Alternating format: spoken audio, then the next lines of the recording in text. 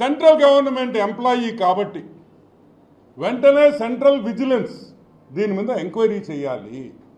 విజయసాయి రెడ్డి దగ్గర విజయసాయి రెడ్డి ఇంట్లో Google takeout ద్వారా ఇతను నిజంగా మదన్ మోహన్ గారు అక్కడికి వెళ్ళారా లేదా, ఆయన చెప్పిన టైంలో ఆయన ఇంటికి వెళ్ళాడా లేదా, ఆయన అక్కడి నుంచి వైజాగ్ వచ్చాడా లేదా అనే పూర్తి విషయాలు ఈ ఎంక్వైరీ చేస్తే బయటకు వస్తాయి.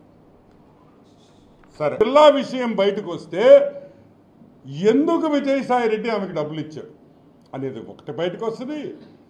ఏమేమి పనులు చేయించుకున్నారో వైజాగ్లో, ఏ ఏ ల్యాండ్స్ దొంగతనం చేశారనే విషయం కూడా అన్నీ కూడా బయటకు వస్తాయి.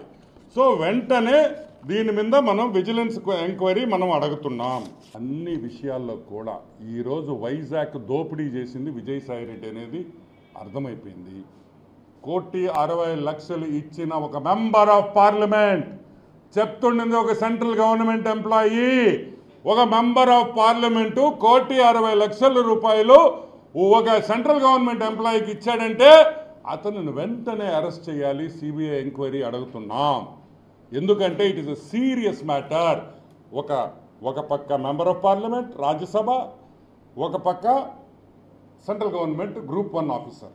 ఒక గ్రూప్ 1 ఆఫీసర్కి 1,60,00,000 ఇచ్చాడని ఆ గ్రూప్ 1 ఆఫీసర్ ఒప్పుకున్న తర్వాత ఈరోజు విజయసాయి రెడ్డిని వెంటనే అరెస్ట్ చేసి సిబిఐ ఎంక్వైరీ చేసి మొత్తం ఒక 2 లాఠీతో 2 తగిలిచ్చేస్తే అన్ని విషయాలు బయటకు వస్తాయని కూడా నేను మనవి చేస్తున్నా.